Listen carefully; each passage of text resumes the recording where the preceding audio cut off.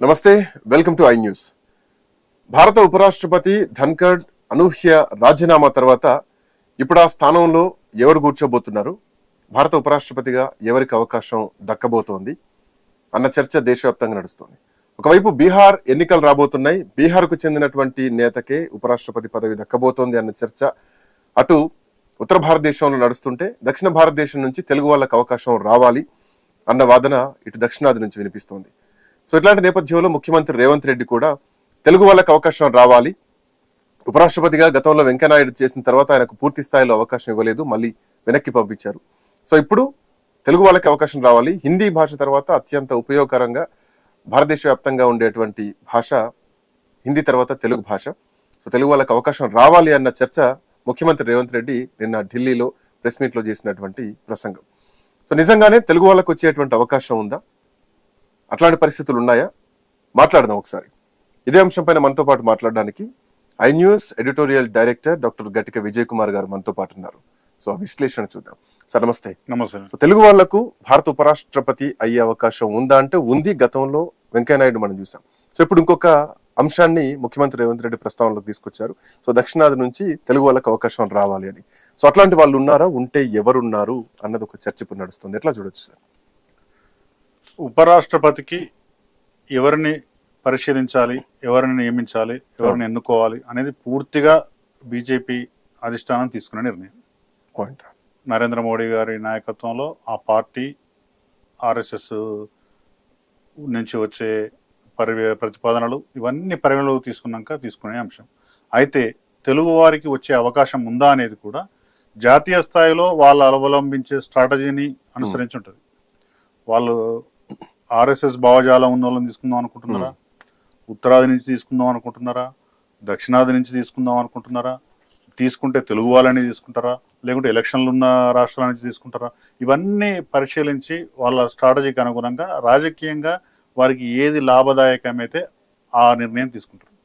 రాష్ట్రపతిని ఎన్నిక చేసేటప్పుడు మనం చూస్తే ఒకసారి మైనార్టీని అంటే అబ్దుల్ కలాం రూపంలో, ఒకసారి ఎస్టీని, తర్వాత ఎస్సీని నియమించిన సందర్భాలు మనం చూస్తాం.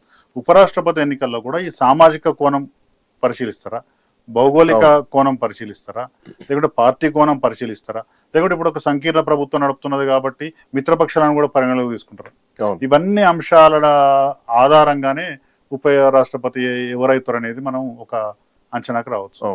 ఫస్ట్ బీజేపీ అధిష్టానం ఏ నిర్ణయం తీసుకుంటుంది? ఉత్తరాది వారిని పెడదాం అనుకుంటుందా, దక్షిణాది వారిని పెడదాం అనుకుంటుందా, పెడితే బీసీని పెడుతుందా, ఎస్సీని పెడదాం అనుకుంటుందా, ఎస్టీని పెడదాం అనుకుంటుందా, ఎవరైనా పర్లేదు అనుకుంటుందా, ఆర్ఎస్ఎస్ భావజాలం ఉన్న వాళ్ళని పెడుతున్నాం అనుకుంటుందా, ఎవరైనా పర్లేదు అనుకుంటుందా, సొంత పార్టీ వాళ్ళని పెడదాం అనుకుంటున్నదా, మిత్రపక్షాల నుంచి ఎవరైనా పెడదాం అనుకుంటుందా, ఇవన్నీ అంశాల మీద ఒక క్లారిటీ ఆ పార్టీకి వచ్చిన తర్వాత మనకు వస్తుందా రాదా, ఎవరికి వస్తుంది అనేది ఒక అంచనాకు రావచ్చు. అంటే ఫస్ట్ లేయర్ లో అది ఉంది ఆలోచన. సెకండ్ విషయానికి వచ్చినప్పుడే ఇదంతా ఒకవేళ ఇదంతా జరిగి దక్షిణ భారతదేశానికే ఉపరాష్ట్రపతి ఇవ్వాలి, ఎందుకంటే పార్టీ బలంగా ఉత్తర భారతదేశంలో ఉన్నప్పటికీ దక్షిణ భారతదేశంలో కొంత వీక్ గా ఉంది. ఒక కర్ణాటకలో తప్ప మిగతా ఎక్కడ కూడా ఇప్పటివరకు అధికారంలో రాలేకపోయింది.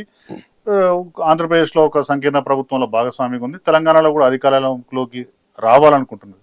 ఈ నేపథ్యంలో అటు తమిళనాడులో, కేరళలో కూడా ఈ పార్టీ ఎదగాలని భావిస్తున్నది. ఈ నేపథ్యంలో దక్షిణాదికి ఇస్తే బాగుంటుంది అనేది ఒక ఆలోచనగా ఉంది. అప్పుడు దక్షిణాదికి ఇస్తే తెలుగు వారికి ఇస్తే ఎట్లుంటది అనేది కూడా ఒక ప్రధానమైనటువంటి చర్చ. తెలుగు వారికి ఇచ్చినప్పుడు ప్రధానంగా పార్టీ వాళ్ళకి ఇవ్వాలా, బయటి వాళ్ళకి ఇవ్వాలా, మిత్రపక్షాలకు ఇవ్వాలా, పార్టీ వాళ్ళు మిత్రపక్షాలకు కాకుండా కొత్త పక్షాన్ని కూడా కలుపుకోవడానికి దీన్ని ఒక అవకాశంగా మలుచుకోవాలా అనే విషయం కూడా బీజేపీ ఆలోచించే అవకాశం ఉంది. అట్లా ఆలోచించినప్పుడు తెలుగు రాష్ట్రాల నుంచి మనకు ప్రధానంగా 4 పేర్లు వినపడుతుంది. ఆర్ఎస్ఎస్ భావజాలము, బీసీ వాదము రెండూ కలగలిపి పార్టీ సీనియర్కు ఒకరికి అవకాశం ఇవ్వాలంటే బీజేపీలో మొదటి తరం నాయకులు బండారు దత్తాత్రేయ గారు మనకు చాలా సిద్ధంగా ముఖ్యమంత్రి కూడా ఒక సందర్భంలో ప్రస్తావించారు. అయితే బండారు దత్తాత్రేయ గారిని ఉపరాష్ట్రపతి చేయాలి అని రేవంత్ రెడ్డి గారు ప్రతిపాదించినప్పుడే ఢిల్లీలో ఏదో జరుగుతుంది, something is going on, Telugu వాళ్లకు ఉపరాష్ట్రపతి ఇచ్చే అవకాశాలు కనిపిస్తున్నాయి, అందుకే రేవంత్ రెడ్డి బండారు దత్తాత్రేయ పేరు చెప్పాడు అనే ఒక అభిప్రాయాలు కూడా వ్యక్తం అవుతున్నాయి.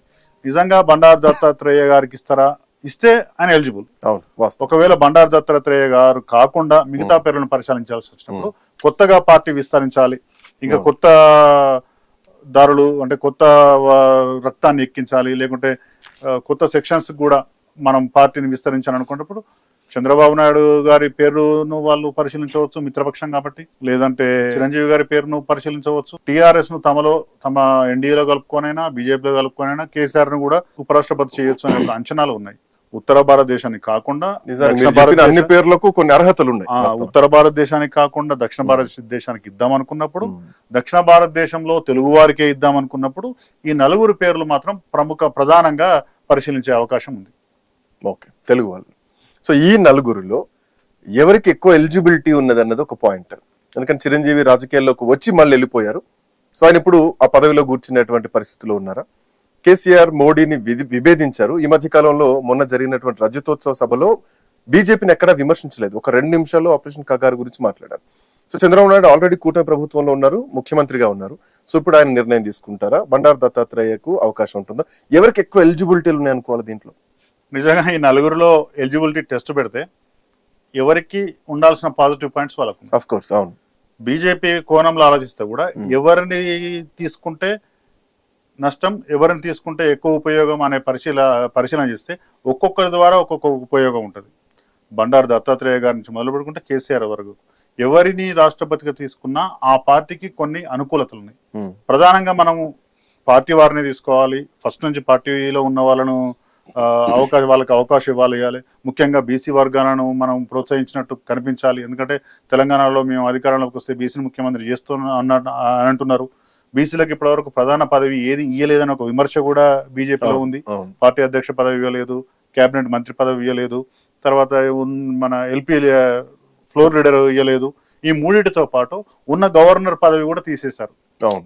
ఇంతకుముందు విద్యాసాగరరావు గారు ఉండే, ఆయన పదవి పోయింది. దత్తాత్రేయ గారు ఉండే మొన్నటి వరకు, వారిని కూడా ఆ పదవి కూడా పోయింది. ఈ నేపథ్యంలో తెలంగాణ బీసీకి సంబంధించి కొంత లోటు ఉంది పార్టీకి. బయటికి చెప్పుకోకపోయినా తెలంగాణ బీసీలు కొంత అసంతృప్తులు ఉన్నారనే విషయం పార్టీకి ఫీడ్బ్యాక్ ఉంది. కాబట్టి దత్తాత్రేయ గారిని కనుక పెడితే అటు ఆర్ఎస్ఎస్ నుంచి వచ్చిన వ్యక్తి అవుతాడు, బీజేపీ మొదటి తరం నాయకుడు అవుతాడు. ఇప్పుడు దాదాపు 78 ఏళ్ల వయసున్న దత్తాత్రేయ గారికి ఒక గౌరవమైన రిటైర్మెంట్ కూడా దొరుకుతుంది. పార్టీకి ఇంతకాలం పనిచేసి 4 సార్లు ఎంపీగా గెలిచారు.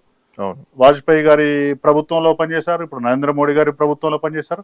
ఇప్పుడున్న పార్టీలో తెలుగు వారందరిలో కూడా వెంకయ్యనాయుడు గారి తర్వాత అత్యంత సీనియర్ బండారు దత్తాత్రేయ కాబట్టి ఫస్ట్ ఛాన్స్ తెలుగు వారికి ఇస్తే ఖచ్చితంగా బండారు దత్తాత్రేయ గారిని పరిశీలించే అవకాశం 100కి 100 ఉంటది. పార్టీ వారికి, ఆర్ఎస్ఎస్ భావజాలం ఉన్న వారికి, బీసీ వర్గానికి, సీనియర్ కు ఇవ్వాలి కనుక బీజేపీ అనుకుంటే అందులో బండారు దత్తాత్రేయ గారు ఫస్ట్ ప్లేస్ లో ఉంటారనే దానిలో ఏమాత్రం సందేహం. ఎగ్జాక్ట్లీ.